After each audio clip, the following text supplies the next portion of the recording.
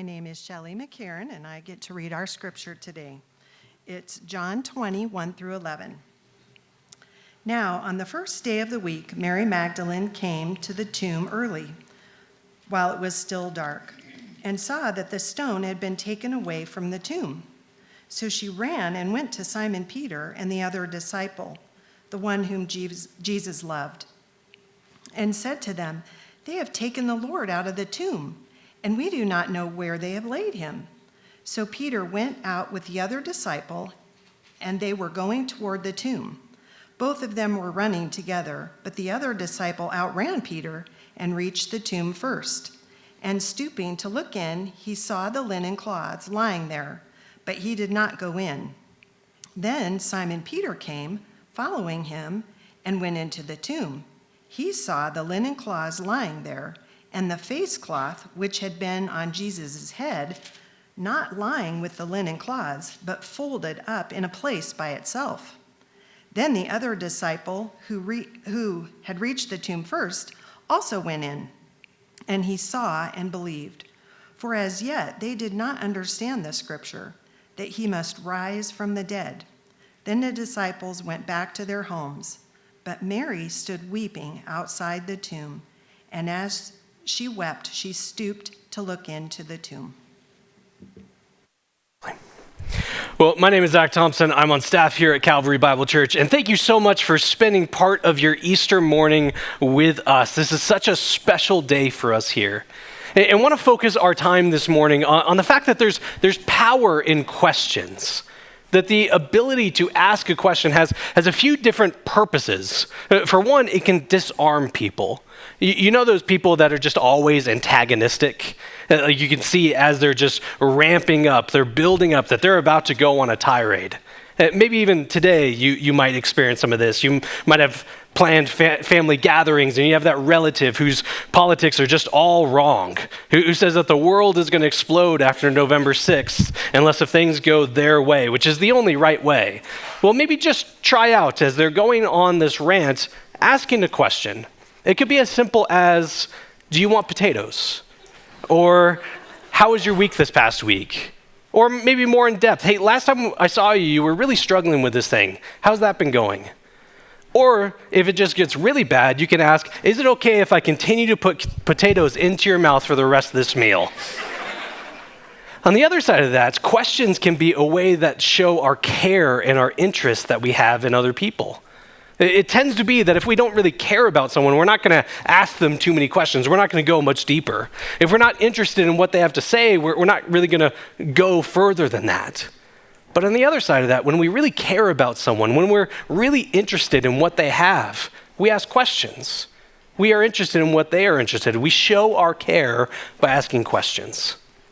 Questions as well allow for us to be introspective, to pause and reevaluate our position. Rather than just blindly spewing our opinions back, we actually listen and pause and reflect. It's vital for conversations that we actually, by asking questions, by responding to questions, we don't just respond to a position or opinion, but we actually have a conversation in this way. Jesus saw the power in asking questions. In the Gospels, the 4 biographies that we have of him, it's recorded that Jesus asked about 307 questions in the 4 Gospels that we have. And he did them for all those reasons.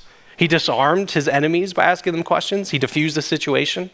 He would show his love and care for other people. He would focus on what was important both to him and for other people to hear. But more than anything else, when Jesus asked questions, either to his original listeners in first century Israel or to his readers in 21st century Thornton, Colorado, he allows for people to pause and reflect on his teaching. And with questions as such an important part of Jesus' ministry, it probably comes as no surprise that the first recorded words of Jesus in the Gospel of John, the very first thing that Jesus says is a question. This is John chapter 1, starting at verse 35. It says, and then the next day, John, not the one who wrote this is where it's confusing. This is a guy named John the Baptist. John the Baptist was standing with 2 of his disciples, 2 of his followers, and he looked at Jesus as he walked by and he said, "Behold, the Lamb of God." And when two of John's disciples heard him saying this, they decided to follow Jesus. And Jesus turned and saw them following and said to them, "What are you seeking?" And they said to him, "Rabbi," which means teacher, "where are you staying?" And he said to them, "Come and you shall see." And they came and saw where he was staying, and they stayed with him that day, for it was about the 10th hour. The very first words of Jesus recorded in the Gospel of John is him asking a question. And we look at this question, he has these two people following him, and he asks them, "What are you seeking?" I mean, it seems like a simple enough question, right? But the way that these disciples respond, the way that we see them act in this passage, it shows us that this is more than just, what are you trying to locate? What is it that you're looking for? That sort of question that I tend to get asked whenever I go into a store of any kind. Apparently, just anxiety and panic immediately go on my face, and it leads to the very nice King Soopers lady to ask, "What are you seeking?" Apparently, apples are kept with the rest of the fruit. Who knew? But that's not what Jesus is doing with this question. When he says, "What are you seeking?" it's more than just what are you trying to locate. It's what are you looking for in life? What are you trying to find? What do you think your life is missing that you are trying to add to it? What are you seeking? See, all of us are seeking something.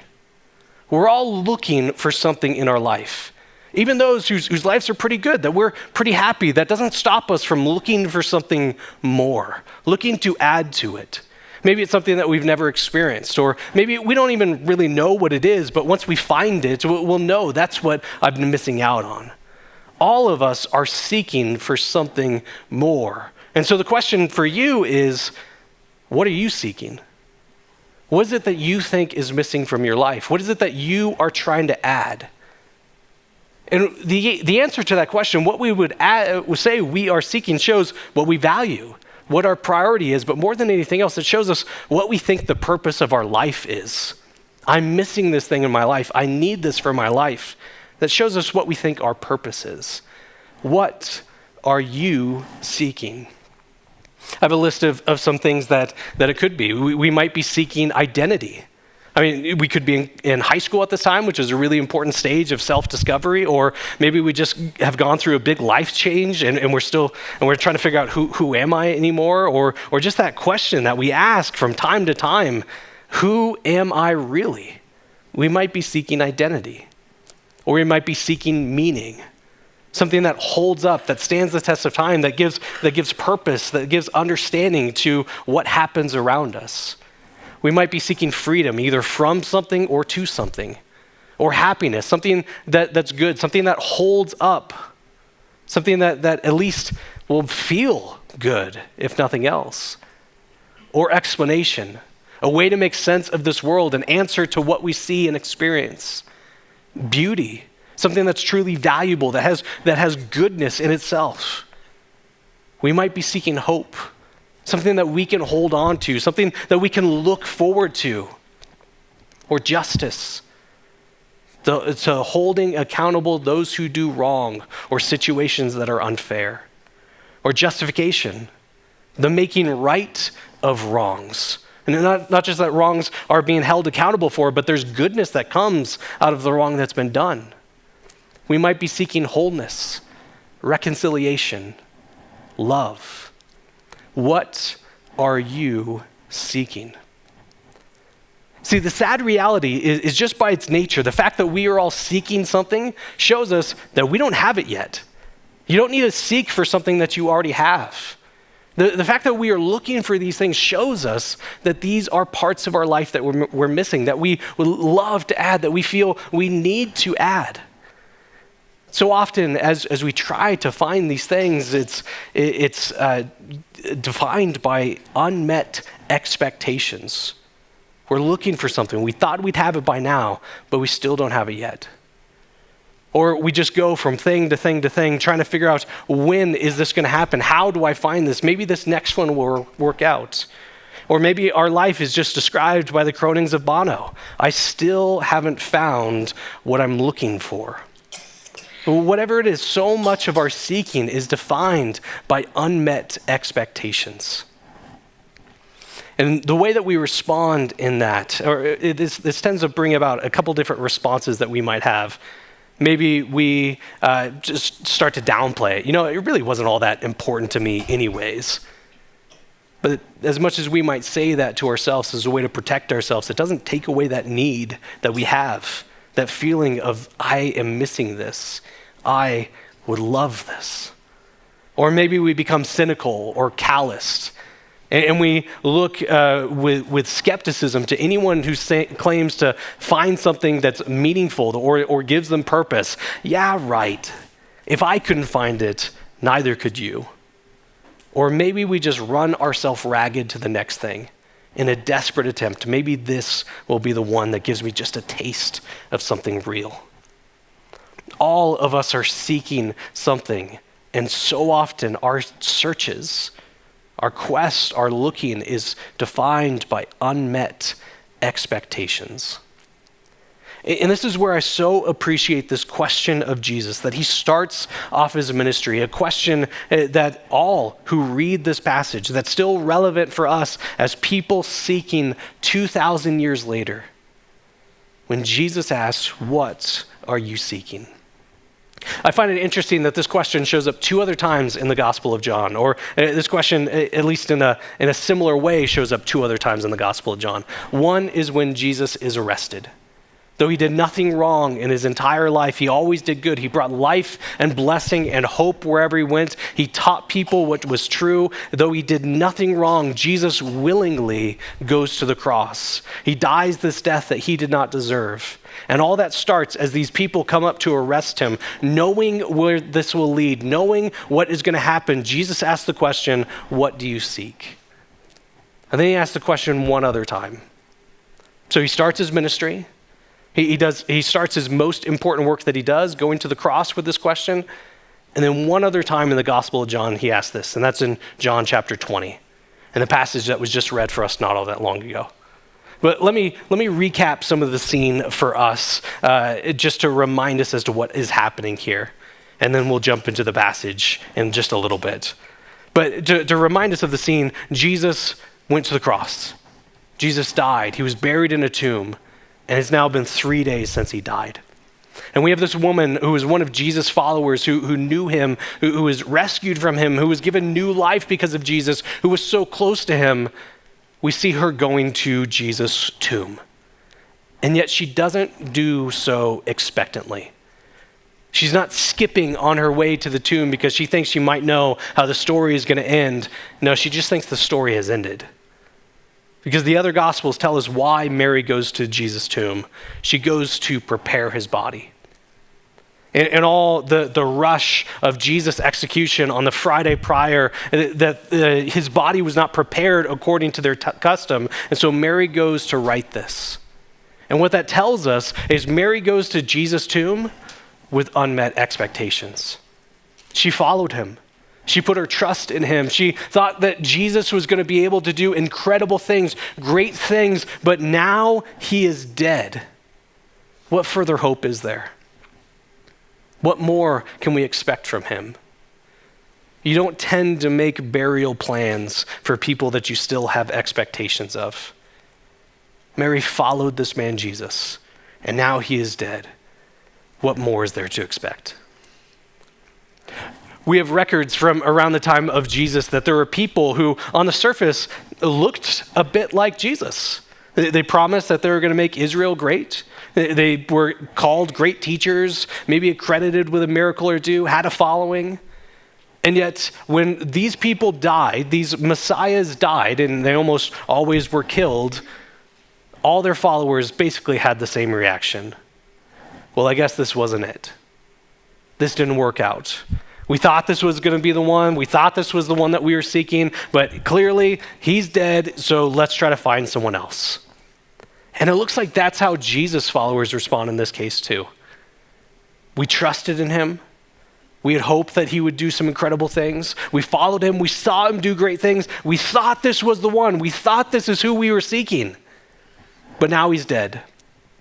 So let's go find something else. See, if you read this Easter story as one who comes back to life after being dead and think that that's a little too much, well, that's how the people in the Bible understood the story too. You even see it as Jesus followers go to the empty tomb. There's no reaction like, Jesus, that crazy Jesus, he said he was going to be raised and now look at him. No, the reaction instead is, this is weird. And then they go back to their life. Or you have Mary crying by the tomb, but she's not crying out of relief or expectation. She's just concerned that someone moved the body. That's it. There's no deeper meaning. She's just there in her unmet expectations. This is John chapter 20, starting in verse 11. It says, "But Mary stood weeping outside the tomb. And as she wept, she stooped to look into the tomb, and she saw two angels in white sitting where the body of Jesus had laid, one on the head and one at the feet." Just a little quick nugget for those familiar with the book of Exodus, the second book of the Bible, or at least familiar with Indiana Jones and the Raiders of the Lost Ark. There's a really cool object that symbolizes God's presence, his work going out to all places, called the Ark of the Covenant. Interesting, you have an angel on one side of it and an angel on the other side of it. Just a fun little tidbit. So he saw two angels sitting, one were at the head and one at the feet. And they said to her, "Woman, why are you weeping?" And she said to them, "They've taken away my Lord, and I do not know where they've laid him." And having said this, she turned around and saw Jesus standing, but she did not know that it was Jesus. Here we see Mary, she still doesn't get it. She's here mourning. She has this incredible sight. She sees the tomb empty. She sees these two angels sitting there. She's been told by Jesus over and over again, 3 days and I will rise, 3 days and I will rise. She's been warned of what's going to happen, and yet she still doesn't get it. She is blinded by these unmet expectations that she had. She had hoped in Jesus. She expected from him. She thought that this was who she was seeking, but now he's dead and there's no other hope beyond that. There's nothing else to look for. And without even realizing it, she is going to be asked the very same question that Jesus asked to start his entire ministry. The question that put him on the path that led him to the cross. The question that led to him explaining what his death would mean, that his death was going to mean life for all of his followers. The question that he asked in the Garden of Gethsemane that led him to the cross. She gets asked this very same question as well. Look at verse 15. It says, Jesus said to her, "Woman, why are you weeping?" That's not the question. That was kind of an extra spare one at the beginning. This is the actual question. "Whom are you seeking?" And supposing him to be the gardener, she said to him, "Sir, if you've carried him away, tell me where you've laid him, and I will take him away." She's asked this question, and maybe you see it changes ever so slightly. Jesus at the beginning of his ministry said, "What are you seeking?" The same question that we ask of ourselves all the time. What is it that I'm looking for? What do I think that I'm missing? What more is there to add to my life? What is my purpose? What's value? What am I looking for? What am I seeking? And yet the question changes ever so slightly to a greater question: whom are you seeking? Because of the Easter story, what we see is Jesus, who lived this perfect, sinless life, who never did anything wrong, goes and dies this death, dies on the cross. He tells us in our stead. Because we are people who hurt others with our words. We are people who have harmed others with our actions. We who on our best day fall short of our own standards, let alone the standards of a perfect and holy God. A God who's given us life and shows us a way to live that's for our good and for our glory. And yet we live our lives as if we gave it to ourselves. And we know what's best for us. And what this has led to is it leads us separated from the God that we were meant to be with. And where has that left us? Seeking. We turn away from God to try to find something on our terms that fits in our timetable, that fits our expectations. And we just go from thing to thing to thing to thing, trying to find something that satisfies, and it doesn't. Trying to find something that we can hold on to, and it doesn't. And yet what we see in the Easter story is it shows us that those things that we are seeking, those things that we're looking for, what we are trying to add to our life, the question gets surpassed and exceeded from going from what are you seeking to whom are you seeking? Because what you are seeking is found in Jesus. You want an identity? Well, because of the story of Easter, you have value, dignity, purpose, and worth that's not found in the changing of circumstances or moods or cultures, but is rested on the completed work of Jesus. You want to find meaning? Well, because of the story of Easter, you can find truth in both the good and bad circumstances. You want freedom? Well, you are freed from the endless searching of trying to find something, trying to find anything, and freed from that to find new life that's found in Jesus. You want happiness. Well, you have rooted satisfaction and contentment because of what Jesus did on Easter Sunday. You want an explanation. Well, you have a way to make sense of yourself and human nature and human history because they all find their fulfillment in Jesus. You want beauty. Well, the most common expression that's given to us of people who meet the resurrected Jesus, either on Easter Sunday or the days following, is their eyes were open. Because of what Jesus has done, we see the whole world anew. You want hope, especially in the face of evil and death. Well, Jesus is the one who conquered death and will vanquish all evil. You want justice. Jesus is one who holds all accountable, who uses his power not for evil, not to manipulate, not to exploit, but to give people access to God. You want justification. It's not enough to hold people accountable for their wrongdoing. It's not enough to say, you did bad, here's punishment for it. But we need good to come out of it. We need there to be good things, not just punishment for evil. Well, justification happens on this day. First, us with God. We have access to God, this God we're desperate for, who we are seeking. We find that first in him, and then that justification goes out to the whole world. You want wholeness. Well, because of Easter, Jesus takes our brokenness and makes us new. You want reconciliation. Well, this begins first with our reconciliation with God, and that goes out to every place that we take it to. You want love. Well, what greater picture of love is there than what Jesus accomplished for you on Easter? All that we are searching for, all that we look for in this life finds its fulfillment in Jesus. In a day that looks like another one of unmet expectations. We had trusted in Jesus, we hoped in him, but clearly we were wrong. In a day that looks like unmet expectations, we see what Jesus does for Mary, what he does for me, what he does for you, and we are forever changed. Jesus, because he was raised, because the tomb is empty, because Jesus lives, we are forever changed. Our expectations are met in him. And what we see as well is Mary gets included into that part of the story.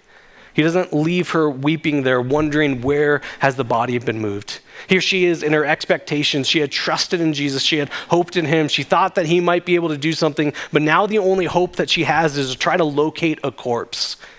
Well, Jesus in this passage helps her to see whom she is seeking, even when she doesn't fully realize it.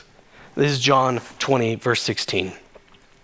Jesus said to her, Mary. And she turned and said to him in Aramaic, Rabboni, which means teacher. He just calls her by her name. Mary is there thinking that someone moved the body. She thinks that this person behind her is the gardener. For whatever reason, she can't recognize that this is Jesus. And Jesus doesn't correct her. He doesn't say, no, I'm not the gardener. I'm Jesus, come on. He doesn't say anything like that. He just calls her by name, something she would have heard dozens of times in following him. That tenderness that he treated her with, the rescuing that he did from her in the story, the personhood that he gave her, the dignity that he treated Mary with, it's just in calling her by name that she recognizes anew the hope she can have in Jesus. That he is the one she's been seeking for. It makes me think of a passage earlier in the Gospel of John. It's in John chapter 10, and it's really pertinent to Easter. It's where Jesus predicts the events of Easter. He says that no one takes my life from me, but I laid down my life. And he says, I laid down my life for my followers. That's how we make sense of the Easter story. Jesus says, I am going to die so that my followers can have life. But it's not just the events of Easter. There's a really interesting detail in there. He talks about his relationship that he has with his followers. He says, my followers know me. those who put their trust in me, they know my voice. But more than that, I know my followers. And I call them by name. By name. See, the same call that happens on this first Easter is the same call that happens on this Easter all these years later, of Jesus calling you to seek, to find what you are seeking in him as he calls you by name. That the call on this first Easter was him saying Mary, but the call this Easter is him saying Pam. Or Kate, or Jean, or Haley. Him calling you by name. See, nothing in this world knows you by name. Nothing can keep its promises like Jesus. I mean, all that you find will make promises to you. I mean, throw off the shackles of God. That is how you find true freedom, only to feel more and more lost. I mean, set for yourself what is right for you, only to be plagued with doubt and anxiety and worry. Keep searching. You'll find something eventually. Just keep trying and trying, only to be exhausted and running out of hope. And as we do so, we miss the risen Jesus who calls you by name, who is the one that you are seeking. This is the Jesus who knows you, who gave his life for you, who demonstrated on Easter that nothing will keep you from him. And so we can respond in the same way that Mary does in this story. She was one who was stuck in her unmet expectations, who thought all was lost, who thought there was nothing more to hope for. And yet when Jesus calls her by name, she gets up, runs back to the disciples and says, "My search is over, for I have seen the Lord." For us on this day, as Jesus calls you by name, invites you to find the end of your seeking as well, let this not be another day where we cry out, "I still haven't found what I'm looking for," but be the day that you can leave here saying, "I have seen the Lord."